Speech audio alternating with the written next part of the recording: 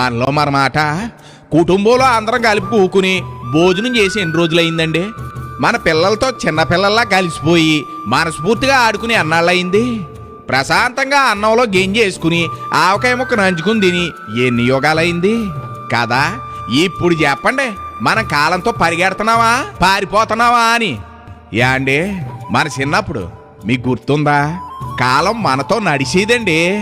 బళ్ళోకి వెళ్ళేటప్పుడు మైకా సంచి భుజాన్ని దాలించుకుని మన ఫ్రెండ్స్తో ఎడ్ల బండి వెనకాల ఏలబడుతూ కబుర్లు చెప్పుకుంటూ వెళ్ళే రోజులు గుర్తున్నాయా?